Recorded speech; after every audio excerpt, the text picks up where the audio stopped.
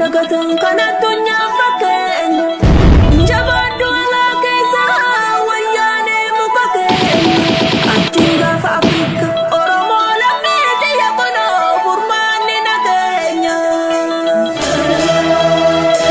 danga noromi ada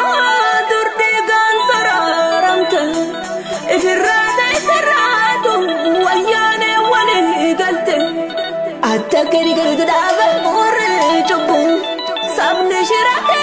bare bulufte zagabu. Sabada dana gaya romo fiso male, uyone wali fitter gate hagosile. Gowa sabazaje bere apatilate, kero wajafa bulen sirte sabalchite.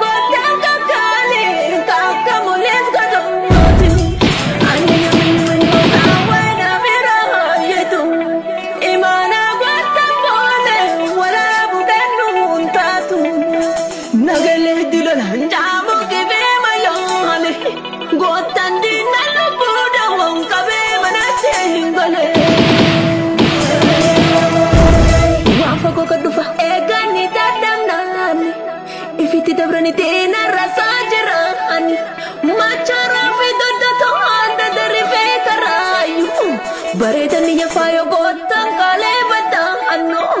dur firrano no beka yo fete de saroro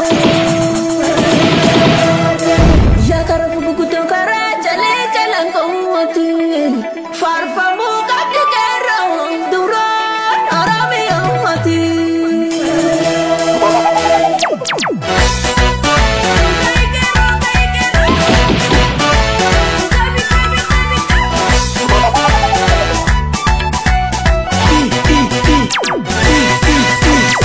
Sanu de ser gambili suma buanta kuma Jabadu kero bambia suma ni bafna guma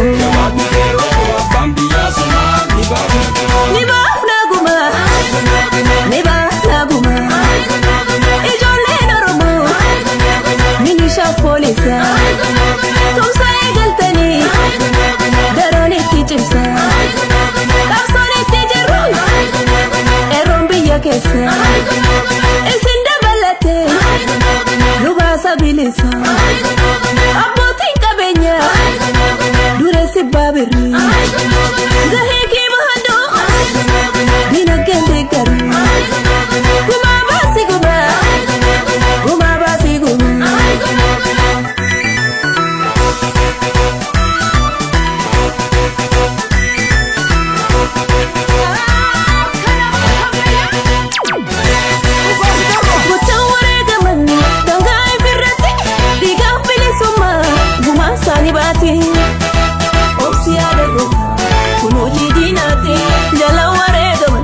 Sani bati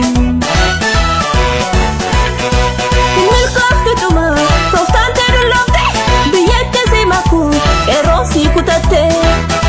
Kanin albadi Saba kororiso Loli sabaftum Atiskan kita sa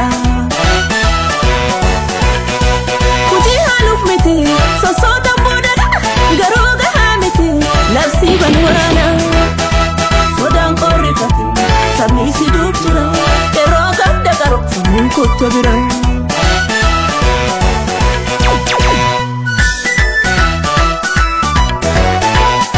Somalenu oboleisa Wiyane we Nunyatisa Niyu police Hidachise Oromoku Fichisize Somalenu oboleyi Ilefoya Nembineyi Somalenu oboleyi Ilefoya